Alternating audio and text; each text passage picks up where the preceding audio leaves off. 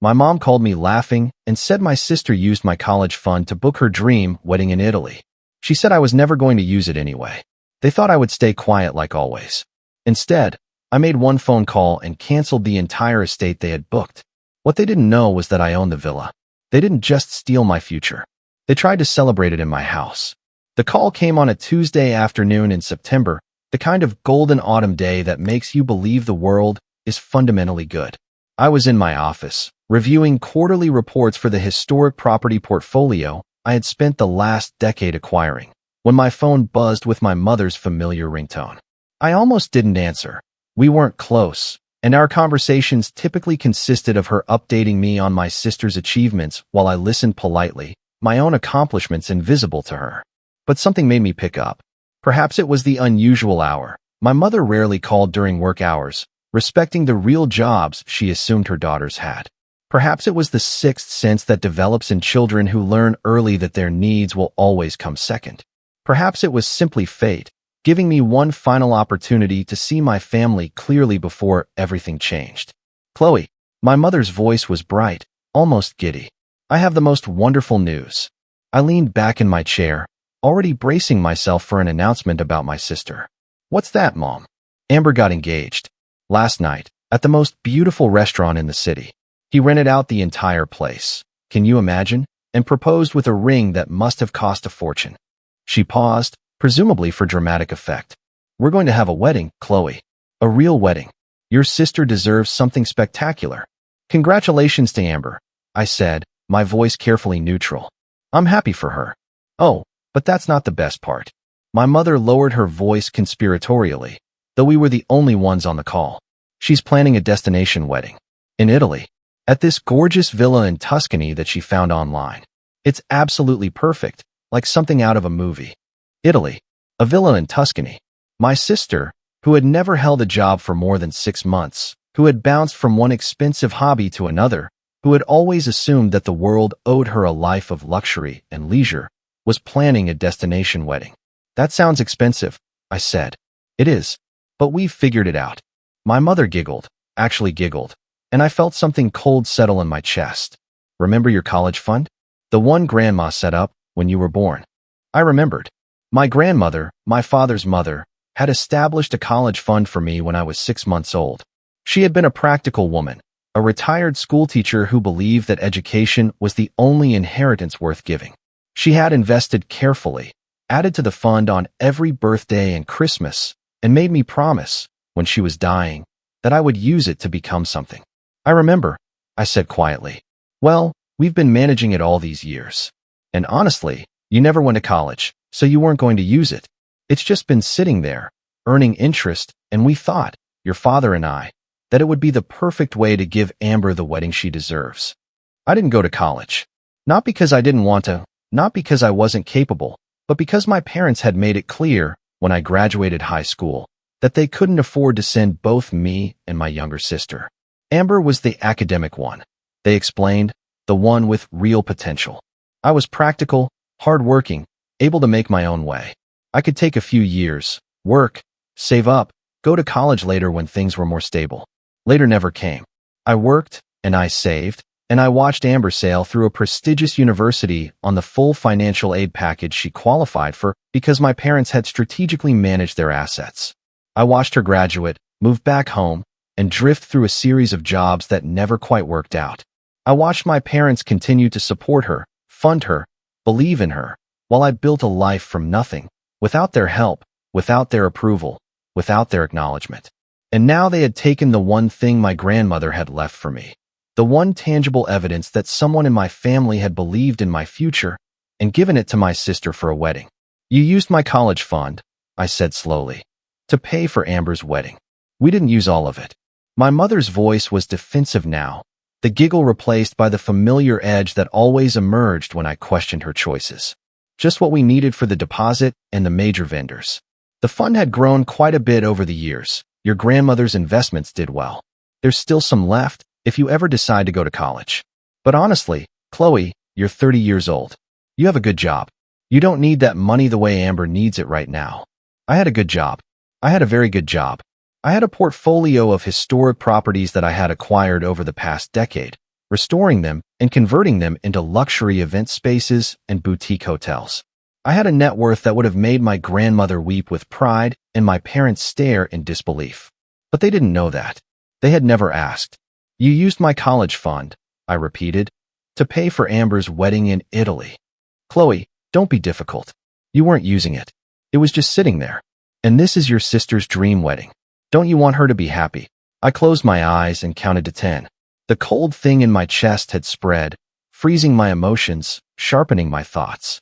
I thought about my grandmother, her gnarled hands pressing mine, her voice rough with unshed tears. "Use it to become something, Chloe. Don't let anyone tell you you're not enough." "I want Amber to be happy," I said, and the words were true in their way. I didn't wish my sister ill. I simply wished, with an intensity that surprised me, that my parents had ever extended the same consideration to me. "Good. Then you understand." My mother's voice relaxed, the crisis averted. "I'll send you the wedding website.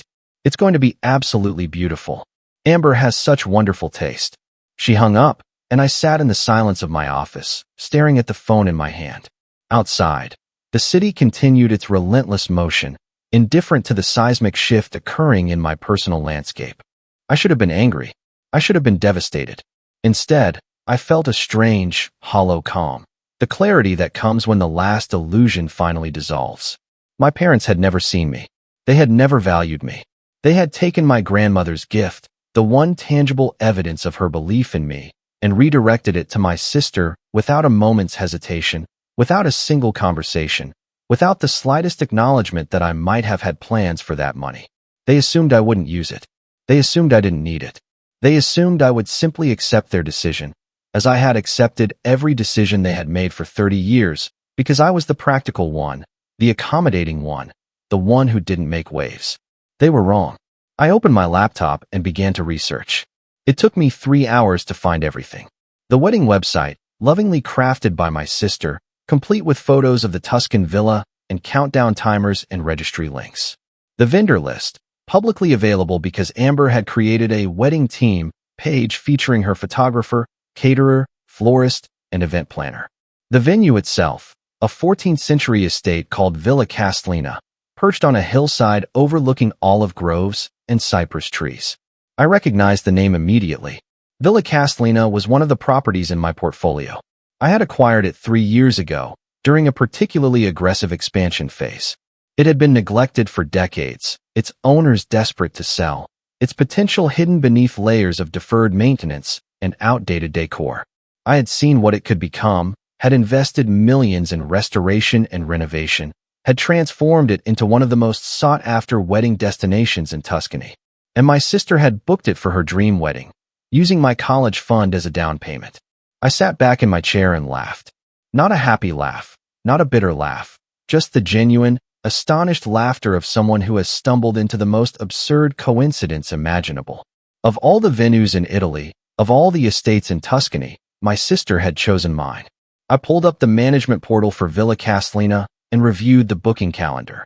There it was, a week-long reservation under the name Amber Morrison, with a deposit paid and the balance due in 60 days.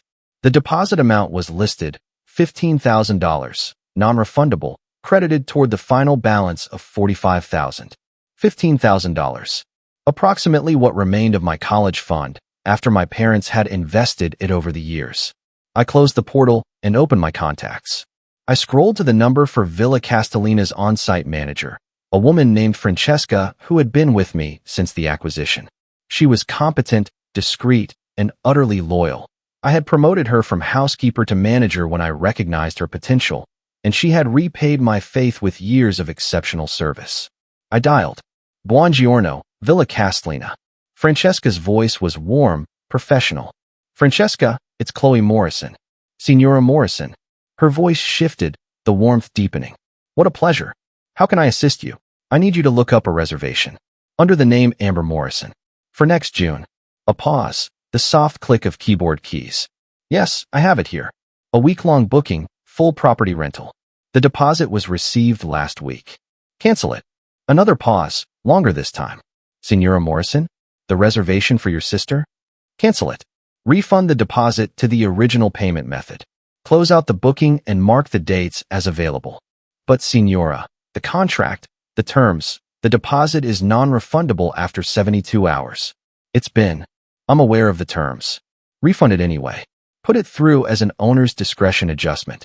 I paused. And Francesca? If anyone calls asking about the cancellation, you're to refer them to me directly. No explanations, no apologies, no additional information. Understood. Yes, Signora. Understood. She hesitated. May I ask, is everything all right? Everything is fine. I'm just reclaiming something that was taken from me. I ended the call and set down my phone. The silence of my office returned, but it was different now.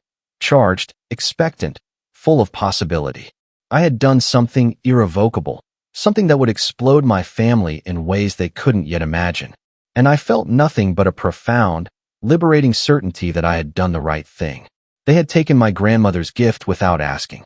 They had assumed I wouldn't use it, didn't need it, didn't deserve it. They had treated my future as a resource to be redirected to my sister's present, my potential as a sacrifice to be offered at the altar of her happiness. They were about to learn that I was not the accommodating daughter they remembered. I was not the practical, undemanding child who made herself small to avoid being a burden. I was a woman who had built an empire from nothing, who owned the very estate they had chosen for their celebration, who held in her hands the power to grant or deny their dreams. And I had chosen to deny. The call came 3 days later. I was in a meeting with my development team, reviewing plans for a new acquisition, when my phone buzzed with my mother's ringtone. I ignored it, letting it go to voicemail. It buzzed again and again and again, 7 calls in 45 minutes, each one more urgent than the last. When the meeting ended, I listened to the voicemails in order. First, Chloe, it's Mom. Give me a call when you get this. Something strange has happened with Amber's wedding booking. Second, Chloe, the wedding planner is saying the villa canceled our reservation. They refunded the deposit, but they won't explain why. Did you maybe, I don't know, call them? Make some kind of mistake. Third, Chloe, answer your phone. This is serious. Amber is hysterical. The wedding might be canceled, and we don't understand why. Fourth through 7th. Escalating in panic, my mother's voice growing shriller with each message, my father's occasional interjections in the background. By the final voicemail, she was nearly screaming. CHLOE, call me back. Now. What did you do? I listened to them all, then deleted them without responding. I had said what needed to be said, done what needed to be done. Let them wonder. Let them panic. Let them experience, for the first time in their lives, the helplessness of being at someone else's mercy. That evening, my sister called. I almost didn't answer. Amber and I had never been close. The 7-year age gap had kept us in different stages of life, and her entitlement had created a chasm that neither of us had ever attempted to bridge. But I was curious, I admitted to myself. I wanted to hear her voice when she realized what had happened. Chloe. Her voice was thick with tears, but beneath the grief was something else. A familiar edge of accusation, the assumption that someone must have wronged her and that someone must be me. What did you do? I don't know what you're talking about. Don't play games with me. The villa canceled our reservation. They refunded the deposit but won't explain why. And Mom said she talked to you about the college fund, about how we used it for the wedding, and now suddenly everything falls apart. Her voice cracked. You did something. I know you did something. I leaned back in my chair, looking out the window at the city skyline. The sun was setting, painting the buildings in shades of gold and rose. It was beautiful, and I was calm, and my sister was falling apart 3,000 miles away. I didn't do anything, I said. I simply exercised my rights as the owner of the property. Silence. Long, absolute, disbelieving silence. What did you say? Villa Castellina. The estate you booked for your dream wedding. I own it. I spoke slowly, clearly, giving each word time to land. I acquired it 3 years ago, restored it, and transformed it into one of the most sought-after wedding destinations in Tuscany. When I learned that you had used my college fund, my grandmother's gift to me, to book it, I decided that I wasn't comfortable with the arrangement. So I canceled the reservation. You own it. Her voice was flat, disbelieving. You own a villa in Italy. I own several. That one is particularly special. You're lying. You're making this up to hurt me. You've always been jealous, always resented that Mom and Dad love me more. Amber. I cut her off, my voice still calm. I'm not lying. I'm not making this up. I own Villa Castellina. I own the estate where you plan to get married. And I have decided that I don't want my property used for a celebration funded by money that was stolen from me. Stolen? It wasn't stolen. Mom and Dad managed that fund for years. They had every right. They had no right. For the first time, heat entered my voice. That money was left to me by my grandmother. Not the family. Not you. Me. She wanted me to use it for my education, my future, my life. And instead, my parents, your parents, used it to fund your existence for the past decade. Your college, your apartments, your startups, your endless stream of expensive hobbies. And now your wedding. All funded by money that was supposed to be mine. I paused, letting that sink in. I never complained. I never confronted them. I accepted every decision they made because I believed that if I was good enough, quiet enough, undemanding enough, they would eventually see me. They would eventually love me the way they love you. I laughed, a short, bitter sound. But they never did. And they never will. So I've stopped waiting. Amber was crying now, great heaving sobs that made her words unintelligible. I waited for her to compose herself, feeling nothing but a vast, empty calm. What am I supposed to do? She finally gasped. The wedding is in 8 months. Everything was planned. Everything was paid for. You've destroyed everything. I haven't destroyed anything. I've simply reclaimed what was mine. The deposit has been refunded. You can use it to book another venue. A less expensive one, perhaps. One that doesn't require stealing from your sister. You're cruel. You're absolutely cruel. I'm practical. I stood up, walking to the window. I learned that from watching you. You take whatever you want, and everyone applauds. I take back what was stolen from me, and I'm cruel. Interesting how that works. I hate you. I know. I watched the sunset bleed into darkness. But that's not my problem anymore. I ended the call and set down my phone. The city glittered below me, indifferent and eternal, and I was alone in my tower, surrounded by the empire I had built from nothing. I should have felt triumphant. I should have felt vindicated. Instead, I felt a profound, bone-deep exhaustion. The fatigue of 30 years of carrying the weight of my family's neglect, their dismissal, their casual assumption that I would always be there to absorb their choices without complaint. I had absorbed my last choice. I had made my last accommodation. I was done. The fallout was, as expected, nuclear. My mother called 17 times over the next 3 days. I didn't answer. My father left voicemails that cycled through confusion, anger, and something that might have been the beginning of respect. Extended family members reached out, some to plead for reconciliation, others to demand explanations. I ignored them all. Amber's fiancé called, his voice carefully controlled, asking if there was anything we can do to make this right. I told him, politely, that the matter was between me and my family, and that I wished him well in his future marriage. He hung up confused and unsatisfied. On the 4th day, my mother appeared at my office. I was in the lobby, reviewing plans with my assistant, when the receptionist buzzed to say that a woman claiming to be my mother was demanding to see me.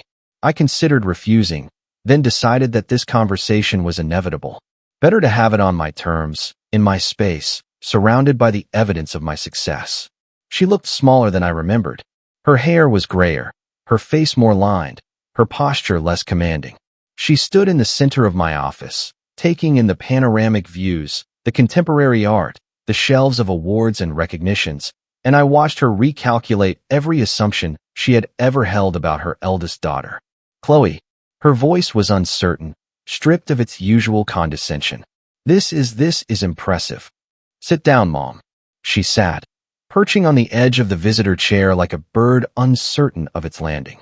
I settled into my own chair, the high-backed leather throne that symbolized everything I had achieved without her help. You own this building? She asked. I own the building. I own the company. I own a portfolio of historic properties across 3 continents. I paused, letting the information land, including the villa in Tuscany that Amber booked for her wedding. She flinched. Chloe, about that. I know why you're here. You want me to reverse the cancellation. You want me to give Amber her wedding back. I leaned forward, my voice hardening. Let me save you the effort. It's not going to happen. She's your sister. She's devastated. Her fiancé is considering calling off the wedding because of the stress. My mother's eyes filled with tears, genuine tears, I realized, not the performative ones she had deployed throughout my childhood. I know we made mistakes. I know we should have handled things differently. But this is too far. This is cruel. Cruel. I tasted the word, rolled it around in my mouth. You took the one thing my grandmother left me. The one evidence that someone in this family believed in my future. You took it and you gave it to Amber, without asking, without telling me, without a single moment of consideration for how I might feel. And you call me cruel. We didn't think you'd mind. You never seemed to care about money, about possessions. You were always so practical, so self-sufficient. You thought I didn't have feelings because I didn't express them. You thought I didn't have needs because I didn't demand them. You thought I was fine with being invisible because I never complained about being overlooked. I shook my head slowly. That wasn't contentment, Mom. That was survival. I learned early that asking for anything was pointless, so I stopped asking. I learned that my needs would always come second to Amber's, so I stopped having needs. I made myself small and quiet and undemanding because that was the only way I could exist in this family without being crushed by the weight of your indifference. My mother was crying openly now, her carefully maintained composure shattered. I didn't know. I swear to you, I didn't know. You didn't want to know. There's a difference. I leaned back in my chair. But I'm not angry anymore. I'm not hurt anymore. I'm just finished. Finished with trying to earn your love. Finished with accommodating your choices. Finished with being the daughter who doesn't matter. What can I do? How can I make this right? Nothing. The word was quiet, but absolute. There's nothing you can do. The money is gone. Not that I need it, but the principle matters. The trust is broken, not that it was ever strong. The relationship we could have had, should have had, is 30 years too late to build. She sobbed, her face in her hands. I watched her without moving, without comforting, without the instinctive response that had governed my interactions with her for 3 decades. I was not her daughter anymore, not in any meaningful sense. I was a stranger, observing her grief from a great distance. I'll leave, she finally whispered. I'll leave and I won't bother you again. But before I go, can you tell me one thing? What? Did you ever love us? Or were you always just waiting to leave? I considered the question. It deserved an honest answer, even if that honesty would wound her further. I loved you, I said. I loved you desperately, the way children love their parents even when their parents don't deserve it. I loved you, and I waited for you to love me back, and I waited, and I waited, and eventually I stopped waiting. The love didn't die. It just transformed into something else, something that could survive without your acknowledgement. She nodded, accepting my answer. She stood, walked to the door, and paused with her hand on the handle. Your grandmother would be proud of you, she said without turning around. She always believed you would become something extraordinary. I wish I had listened to her sooner. She left, and I sat alone in my office, the silence heavy with the weight of everything that had been said and everything that remained unspoken. I didn't cry. I didn't celebrate. I simply breathed, and the air was clean and cold and tasted like liberation. The weeks that followed were quieter than I expected. My family, having exhausted their appeals and accusations, retreated into sullen silence. I received no further calls, no further messages, no further attempts at reconciliation. The chasm between us was complete, and neither side seemed willing or able to bridge it. I threw myself into my work, the familiar rhythms of acquisition and restoration providing comfort and purpose. I traveled to Europe, inspected properties, negotiated deals. I expanded my portfolio, added new venues to my collection, watched my empire grow with each passing month. And I thought about my grandmother, about her hands, her voice, her unwavering belief in my potential, about the college fund she had established, the gift that was supposed to launch my future, about the irony that her money, stolen and redirected, had ultimately led me to reclaim not just my inheritance, but my identity. She would have understood, I think. She would have seen the justice in my actions, the poetic symmetry of a daughter reclaiming what was hers. She would have been proud, not of my wealth or my success, but of my refusal to remain invisible, my insistence on being seen. I missed her. I missed her more than I had allowed myself to acknowledge. She was the only member of my family who had ever looked at me and seen someone worth investing in, someone worth believing in. She had given me the gift of her faith, and I had spent 30 years trying to prove her right. I had succeeded, but she wasn't here to see it. 6 months after the wedding cancellation, I received an invitation. It was from Amber, handwritten on expensive stationery, delivered to my office by courier. The envelope was thick and cream-colored, the kind of paper that costs more per sheet than most people spend on a meal. I opened it with the same careful detachment I had maintained throughout the entire ordeal. Chloe, I'm getting married next month. Not in Italy. That fell through, obviously. We're having a small ceremony at the courthouse, followed by dinner at a restaurant. Nothing fancy. Nothing you would consider worth attending. I'm not writing to invite you. I'm writing to tell you something I should have told you years ago. I knew about the college fund. I knew Mom and Dad were using it to pay for my life, my tuition, my apartments, my endless failures. I knew, and I let them do it, because I was too weak and too selfish to tell them to stop. I told myself you didn't need it, that you were fine, that you would understand. But the truth is, I just didn't want to give up the comfort I had grown accustomed to. I'm not proud of who I was. I'm barely proud of who I'm becoming. But I'm trying, Chloe. I'm in therapy. I have a job, a real job, not one of my projects. I'm paying my own bills for the first time in my life. It's terrifying and humbling and probably the most important work I've ever done. I don't expect you to forgive me.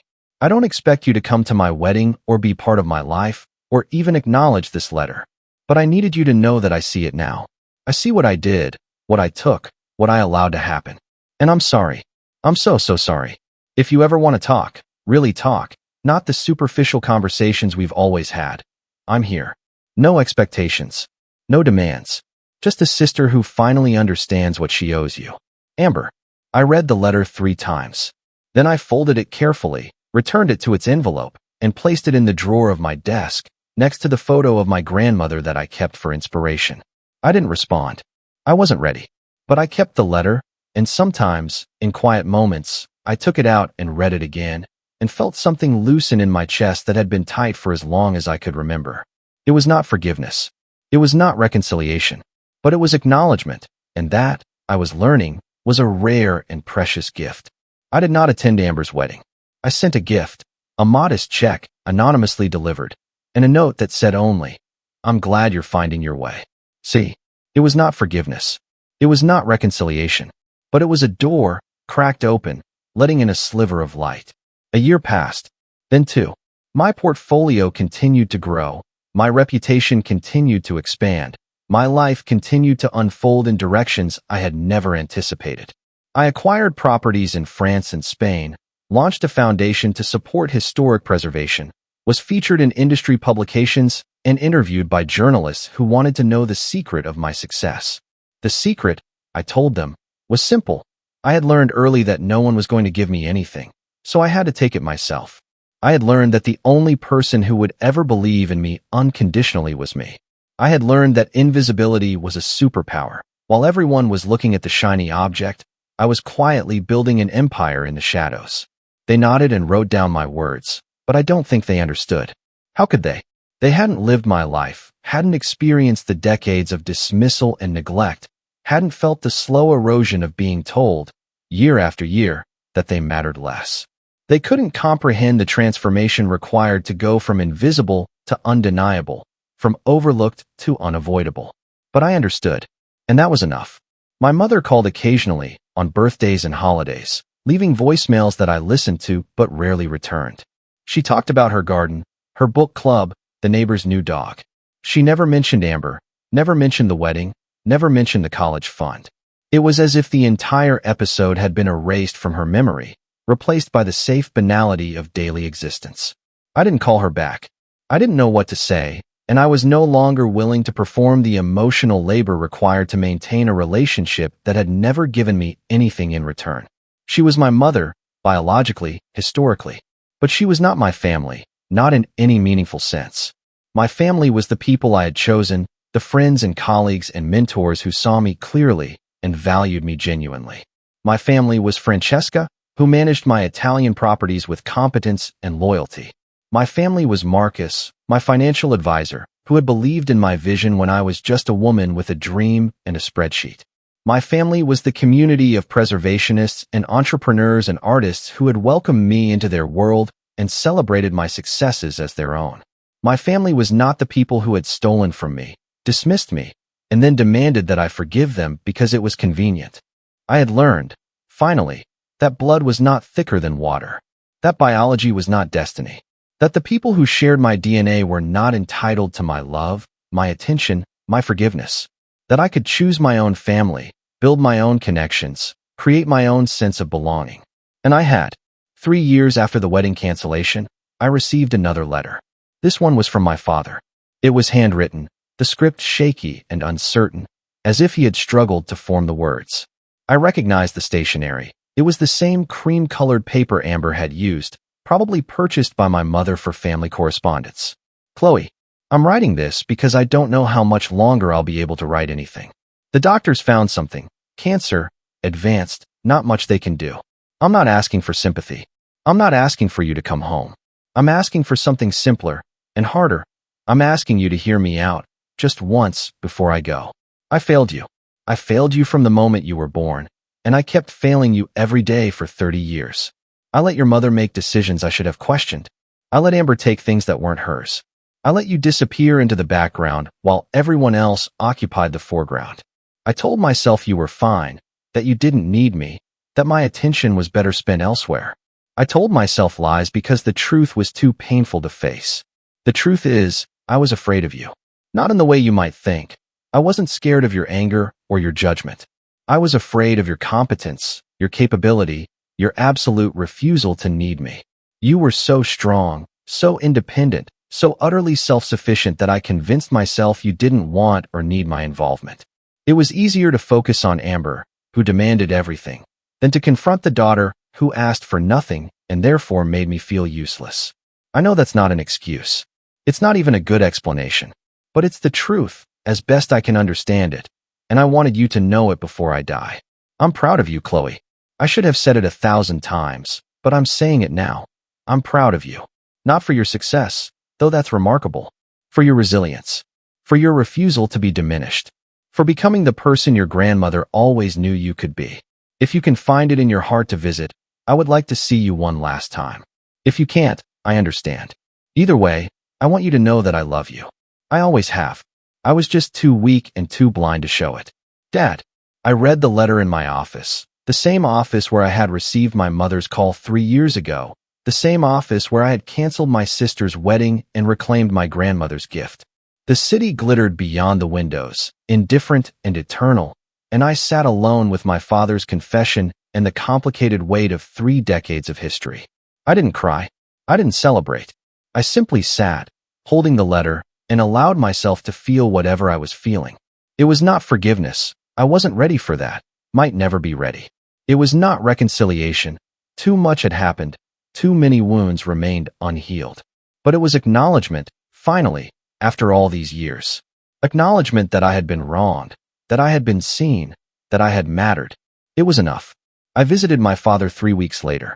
He was in a hospice facility, a clean, quiet place with soft lighting and attentive staff. He was thinner than I remembered, his body diminished by the cancer that was consuming him from within. But his eyes were clear, and when he saw me in the doorway, they filled with tears. Chloe. His voice was weak, but the word was unmistakable. You came. I crossed the room and sat in the chair beside his bed. I came. We sat in silence for a long moment, the weight of years pressing down on us. Then he spoke again, his voice rough. I don't deserve this. I don't deserve you being here. Probably not. I didn't soften the words. But I'm not here because you deserve it. I'm here because I needed to see you. To hear what you had to say. To decide for myself what comes next. He nodded, accepting my terms. What do you want to know? Everything. Start at the beginning and don't leave anything out. And so he told me. About his own childhood, his own parents, the patterns of neglect and favoritism that had shaped him long before I was born. About meeting my mother, falling in love, building a life together. About the arrival of children. First me, then Amber, and the gradual, unconscious allocation of attention and resources that had defined our family dynamics. Amber was easier, he said. She demanded things, so we gave them. You never demanded anything, so we assumed you didn't want anything. It was that simple, and that stupid. It was that cruel. Yes. He didn't argue. It was cruel. We were cruel. And we didn't even realize it because you never complained, never fought back, never gave us any reason to question our assumptions. You were too good, Chloe. Too strong. We mistook your strength for indifference, your resilience for absence of need. I listened without interrupting, letting his words wash over me. Some of them landed, penetrating the armor I had built. Others slid off, unable to penetrate the layers of protection I had accumulated over 30 years. I don't expect you to forgive me, he continued. I don't expect you to pretend that everything is fine, that the past doesn't matter, that we can be a happy family in my final days. I just wanted you to know that I see you now. I see who you are, what you've become, how much you've achieved. And I'm sorry I didn't see it sooner. I reached out and took his hand. It was thin, fragile, the skin papery against my palm. I see you too, I said. I see your failures and your regrets and your desperate attempt to make things right before it's too late. I don't know if that's enough. I don't know if anything can ever be enough. But I see you, and I'm here, and for now, that's what matters. He squeezed my hand, his grip surprisingly strong. Thank you. We talked for another hour about his life, my work, the mundane details we had never shared. He asked about my properties, my travels, my plans for the future. I told him about Villa Castellina, the estate that had become the center of our family's drama, and he laughed. A genuine laugh, rusty from disuse but unmistakably real. You own a villa in Italy, he said. My daughter owns a villa in Italy. And we tried to steal your college fund to pay for a wedding there. He shook his head slowly. The irony is almost too much. It's a lot. I'm glad you canceled it. His voice was firm. I'm glad you stood up for yourself. It's the most impressive thing you've ever done, and you've done a lot of impressive things. I didn't know what to say to that. I had spent so long fighting for recognition, and now that it was finally here, it felt almost anticlimactic. Not because it didn't matter, but because I had learned, somewhere along the way, that I didn't need it. I had learned to validate myself, to believe in myself, to trust my own judgment, and value my own worth. My father's approval, however welcome, was no longer essential to my existence. But it was still nice to hear. I stayed until the nurse came to administer his medication, then kissed his forehead and promised to return. He was asleep before I reached the door, his face peaceful in a way I had never seen it before. I walked out of the hospice into the cool autumn air, and I felt something I hadn't felt in years, hope. Not for reconciliation. That was still uncertain, still contingent on countless factors beyond my control. But for the possibility of healing, the chance that even the deepest wounds might eventually close. For the knowledge that I had done everything I could, said everything I needed to say, shown up in ways that honored my own boundaries and values. I returned to my life, my work, my carefully constructed empire. I called Francesca to check on Villa Castellina, reviewed plans for a new acquisition, attended a board meeting for my foundation. The ordinary rhythms of existence resumed, punctuated by weekly visits to the hospice and increasingly difficult conversations with a father who was slowly slipping away. He died 6 weeks later, peacefully, with my mother and sister at his bedside. I was there too, holding his hand, watching the life fade from his eyes. In his final moments, he looked at me and smiled. A genuine smile, free of guilt or regret, and whispered, "I'm proud of you."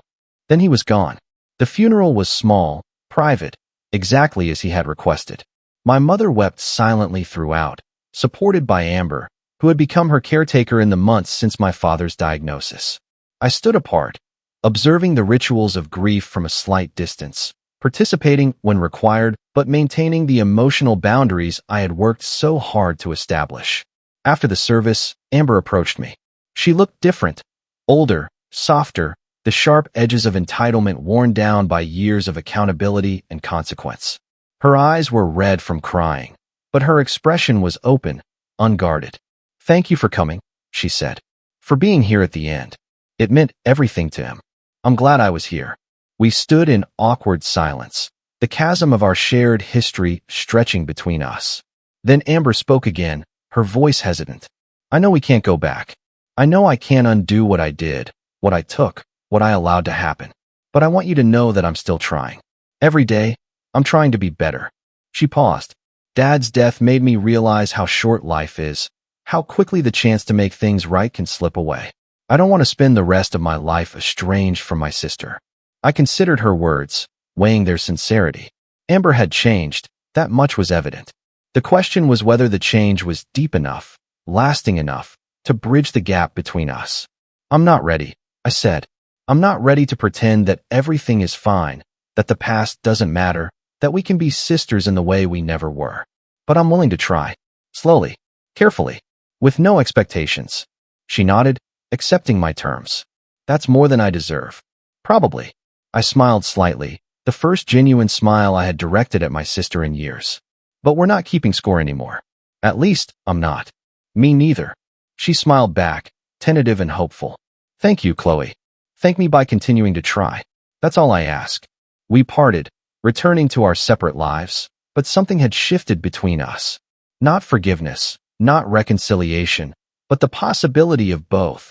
The faintest glimmer of light in a relationship that had been darkness for as long as I could remember. It was enough. 5 years after my father's death, I returned to Villa Castellina. The estate was in full bloom, the gardens bursting with late summer color, the olive trees heavy with fruit.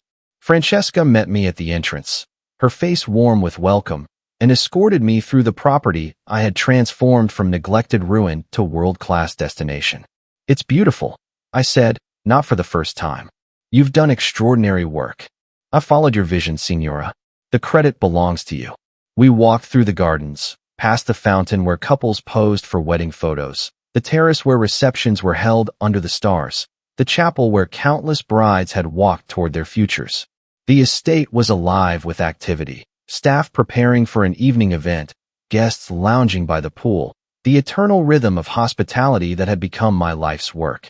In the main salon, a wedding was in progress. I stood at the back, observing the ceremony from a respectful distance, watching the bride and groom exchange vows in the golden afternoon light. They were young, radiant, utterly convinced of their eternal love. I smiled, remembering my own brief flirtation with that conviction, and wished them well. After the ceremony, as guests streamed toward the terrace for cocktails, Francesca approached me with a curious expression. Signora, there's something I need to tell you. A young woman was here earlier, asking about you. She said she was your sister.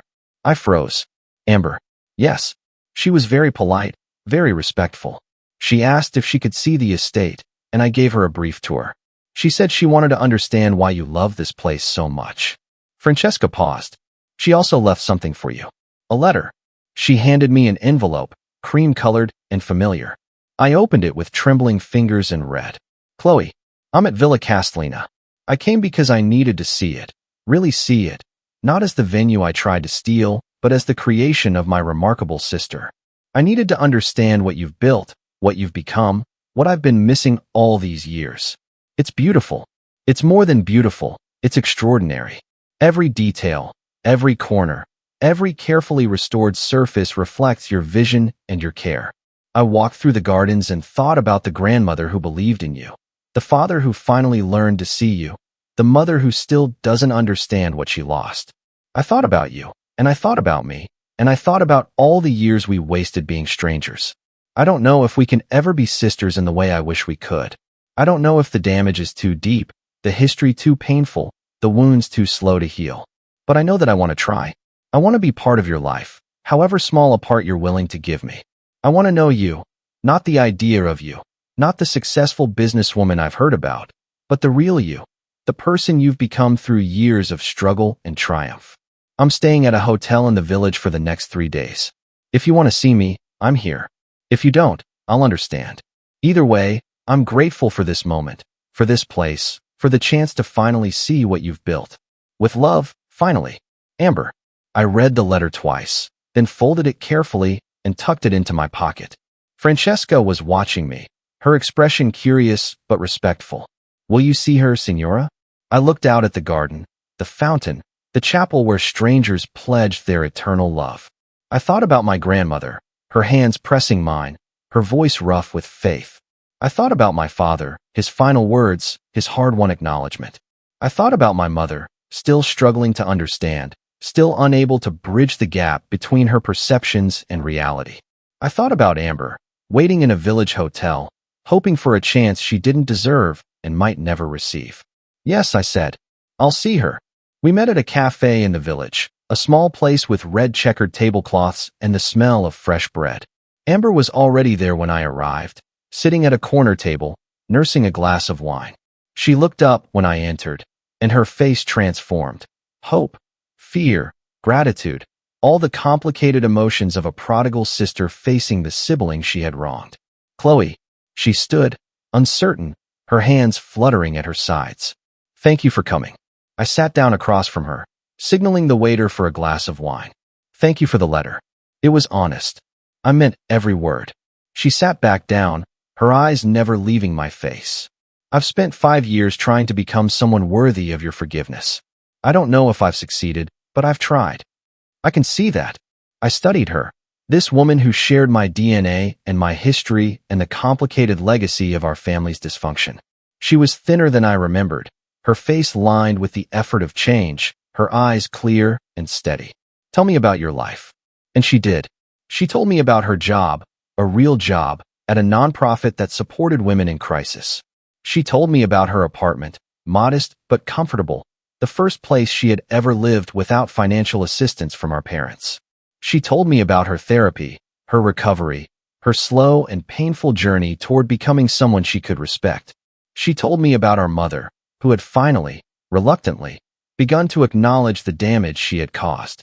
About the conversations they had, the confrontations and apologies and tentative steps toward healing. About the possibility, however remote, that our family might eventually become something other than a source of pain. I listened without interrupting, absorbing her words, weighing their sincerity. When she finished, I sat in silence for a long moment, processing everything she had shared. I'm not ready to forgive you, I said finally. I'm not sure I ever will be. What you did, what you took, what you allowed to happen, that's not something that can be erased by good behavior and sincere apologies. She nodded, her eyes filling with tears. I know, but I'm willing to try. I reached across the table and took her hand. I'm willing to see you, to know you, to be part of your life in whatever small way feels right. I'm willing to build something new, something that acknowledges the past without being controlled by it. She squeezed my hand, her tears spilling over. Thank you. Thank you, Chloe. Don't thank me yet. This is going to be hard. It's going to require patience and honesty and the willingness to fail and try again. But if you're willing to do the work, so am I. I'm willing. I've never been more willing. We sat in the cafe for another hour, talking about nothing and everything. Our work, our hopes, our fears, the mundane details of lives that had been separate for too long. It was awkward, stilted, the conversation of strangers learning to communicate in a new language. But it was a start. When we finally parted, Amber hugged me, a genuine embrace, warm and uncertain and full of possibility. I'll see you soon, she asked. Soon, I agreed. Not tomorrow, not next week, but soon. She nodded, accepting my terms, and walked away into the golden Italian afternoon. I watched her go. This sister who had caused me so much pain and was now trying, desperately, to make amends.